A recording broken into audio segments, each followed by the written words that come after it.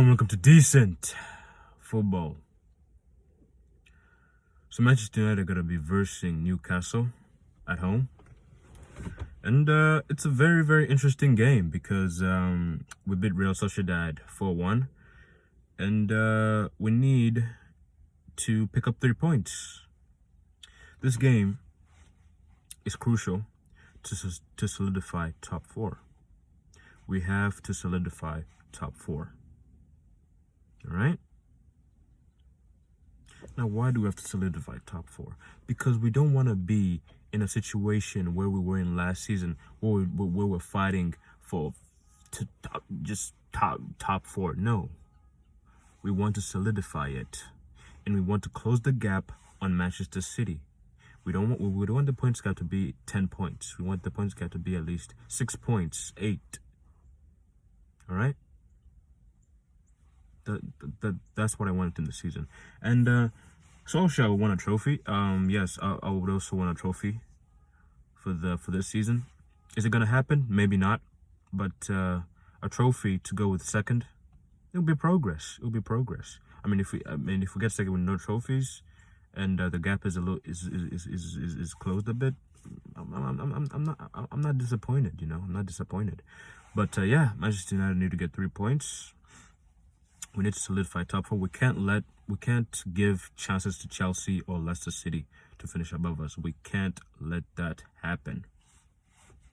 Now Liverpool just lost. All right, they just lost to Everton. We have to solidify top 4.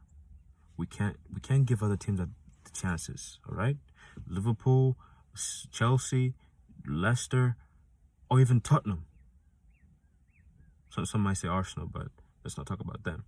But yes, I know people are gonna laugh. Oh, Liverpool are done. They're done. Oh, guys, Liverpool are still a good team, and they can still get top 4. We don't want them to finish above us. We don't want them to be close to us. No, the gap needs to be big. The gap needs to be big. Right? Now, for my starting 11, David De Gea is going to go back in goal. Right back is going to be Aaron Wan-Bissaka. And the center-back partnership is going to be very, very interesting. We all know Ole Gunnar Solskjaer is going to play Lindelof again. Now, guys, don't attack Lindelof. Lindelof is a good player. He's a good center-back, okay? I'm pretty sure he would look good next to Bailey. I think it will be the same situation. Even though he's not good in the air, I think it will be the same situation. Bailey will be the one who will be winning the headers and getting into the challenges. I think there can also be a great center-back partnership. Okay? But Lindelof and Maguire are going to play in this game. Which I hope it works out. But the reason why Solskjaer is probably doing this is because just to manage Bailey's games, manage the players' games, because these players need to be managed properly. They need to be managed properly. It's a long season, and there's gonna be a lot of games. We do not want to. We don't want to have games in the future. We don't want to have crucial games where there's no Eric Bailey. We don't want that. Because we simply know that Eric Bailey is injury prone, okay? And that's why I stated in one of my videos that Eric, Lindelof, Maguire, and Tuanzebe, all of them need to go. The reason why I think this is because you cannot win a title if your captain is not even a leader, if the other center back isn't even though he's a good player, is not even good enough for Manchester United standards. Bailey, not reliable. Tuanzebe, 23 years old, already hasn't had his breakout season and looks injury prone. So these are the reasons why I think we need to sell all our center backs. I don't think we'll do it. I think we should do it one by one, but most likely it won't happen. Maguire will probably stay, and Lindelof. Bailey and Tuanzebe are most likely gonna leave. I might be wrong. All right. But yeah, Maguire and Lindelof have got to play in this game. Luke Shaw gets back in the left back position. Now Luke Shaw, he had a rest against Sociedad, which is really good. It's really good that we could put Tellers in and he can play well, and we can bring back Luke Shaw in and play well as well. You want every single player to play well, right? And Solskjaer needs to get every single player to play well. Now, Donny van de Beek might be back for this game. I don't think he'll play. I think he'll play next Thursday. But yeah, we need to Solskjaer needs to get minutes into every single player. Daniel James got a full 90 minutes, which is really good for us. And I know some people attack Dan James. It's like, oh, Dan James, just a speed merchant.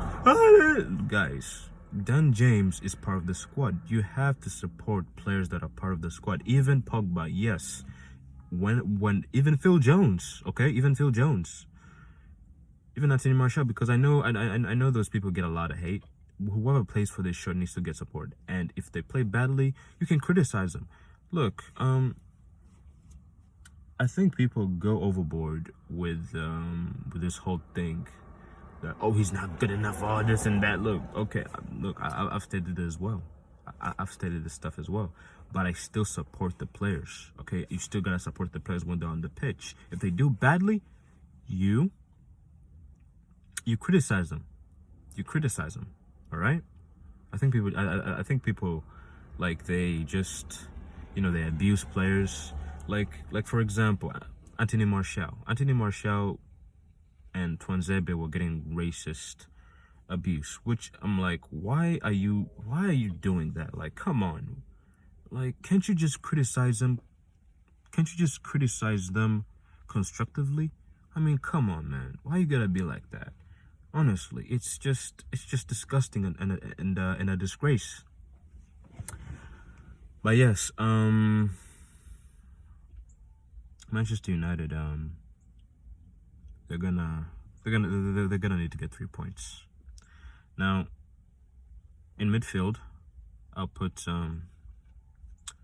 McFred is gonna play. Most, of course, if Maguire and Bailey and Lindelof are playing, McFred is going to play. Now, on the right midfield, put Mason back over there. On the left, Marcus. Now the striker is gonna be very interesting. Do you put Cavani or Anthony? I'm going to trust Anthony Martial to be in the striker position. He needs to get going. We need goals within our front men. We need goals within our front men, and we also need to create goals because we haven't been doing that enough this season, and it's really frustrating. Like honestly, when you see Anthony, Mason, or even Cavani up front, they rarely get any chances. They rarely get 5 chances a game. They rarely get that, and that is really terrible. That's down to the coaching, really. That's down to the coaching, because the coaches, they want to protect the center back, the 2 center back partnerships, and that is really bad for our attacking players, because right now we can't push higher. With Bailey, yes we can, but Bailey is not reliable. That's why he doesn't play a lot of games. Okay, he doesn't play a lot of games because he's not reliable. He gets injured. He just got back from injury, and you looked at him against the Real Sociedad game. He looked really rusty, but he got the minutes, and he's gonna get the minutes on Thursday night. Now, we all know Bruno's gonna play in this game. My score prediction is gonna be a very interesting game. Newcastle gonna be a very tough opposition. They're gonna give us problems on the counter, and they're gonna defend. Because they're gonna be fighting for everything. So they're gonna play deep. They're gonna make it difficult for us. The key in this game, we need to move the ball quick. We need to move that ball quick. It doesn't matter who's playing. We need to move that ball quick to catch them. All right. We need to get that ball to the fullbacks. Marcus Rashford. Oh my goodness. I don't want to see Marcus Rashford dribbling, taking on 5-6 players. I don't want to see that. I don't want him to run into players. I generally don't want to see that anymore. I really want to see Marcus Rashford dribble at the right time. All right? If he's in 1v1 situations, I fully trust Marcus. But when he's going just taking on 6-5 players, I'm like, oh my god, he's gonna lose the ball. He's gonna lose the ball. All right, he's gonna lose it. When I want to see, when he gets into those situations, pass it to the fullback. Okay, pass it to the fullback. Drop off or keep making the run to create space for the fullback to make a cross in. Okay, I don't know why the coaches do not take this thing out of Marcus. They need to scream at him. They need to hold him accountable. Okay, man, honestly, these coaches are learning on the job, which could not be good. It could not be good. Okay, it's not gonna be good at the end of the season. All right, it's not gonna be good at the end of the season, because when you have inexperienced coaches at this level, I mean, some of them have not experienced, have some experience, like Mike Phelan, but when was the last time he managed a club? Like, honestly, come on. It's really, really frustrating right now. It's really, really frustrating when you see faults and the coaches are not taking those faults out of certain players. Okay? Now, we need to win this game. And my score prediction, I'm trying to go for a United win, but I'm like, these guys are gonna let me down. Somehow they're gonna let me down. I'm gonna go with a 1-0 win for Manchester United. Now, Newcastle gotta make it hard for us, and Bruno is gonna get his penalty. He's gonna be inevitable. You know, Bruno's gonna be inevitable, and you're gonna see the rival fans crying, Penandes, penalty match it. Honestly, just even though he scored like three goals from open play, he's still called Penandes. Like, but anyway, that's the video. Please let me know what you think in the comment section. Who would you start? What's your score prediction? Like, share with your friends, and I'll see you in the next one.